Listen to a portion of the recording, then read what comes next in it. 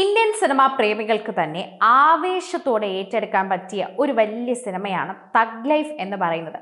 സിലംബൻസർ എന്ന എല്ലാവരുടെയും ഫേവറേറ്റ് സിംബുവിന്റെ ഒരു തിരിച്ചുവരവായിരിക്കുമോ ഈ സിനിമ എന്ന ചോദ്യം ഇപ്പോൾ അങ്ങ് ഇങ്ങും ഉയരുന്നുണ്ട്. കാരണം സിംബുവിന്റെ ഒരു നല്ലൊരു സിനിമ കണ്ടിട്ട് കുറേയധികം നാളുകളായി എന്ന് ആവേശഭരിതരായ ആരാധകർ കാത്തിരിക്കുകയാണ്. ഒരു കാലത്ത് യൂത്ത് ഐക്കൺ സ്റ്റാർ തന്നെയായിരുന്നു സിലംബരസൻ. അതിനൊരു കാര്യമേ പറയേണ്ട കാര്യമില്ല. കാരണം അത്രമാത്രം ഹിറ്റുകളായിരുന്നു സിലംബരസൻ ഒരു നാളെ നമുക്ക് തന്നുകൊണ്ടിരുന്നത്.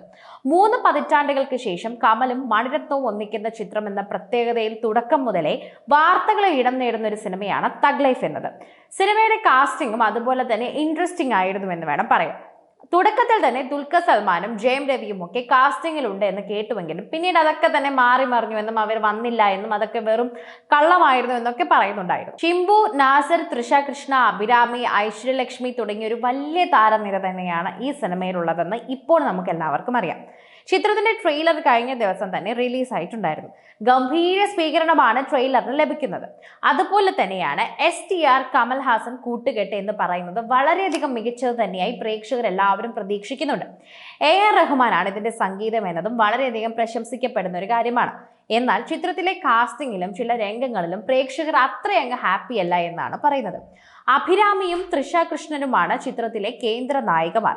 അഭിരാമിക്കൊപ്പമുള്ള ലിപ്ലോഗ് രംഗം ഏറെ ചർച്ചയായിരിക്കുകയാണ് എന്ന് പറയും. 70-കാരനായ കമൽഹാസൻ എങ്ങനെയാണ് മകളുടെ പ്രായമുള്ള നടിക്കൊപ്പം ഇങ്ങനെ അഭിനയിക്കുന്നത് എന്നതാണ് വിമർശനം. നേരത്തെ വിരുമാണ്ടി എന്ന ചിത്രത്തിലൂടെ കമലും അഭിരാമിയും ഒന്നിച്ച് അഭിനയിച്ചിട്ടുണ്ടായിരുന്നു.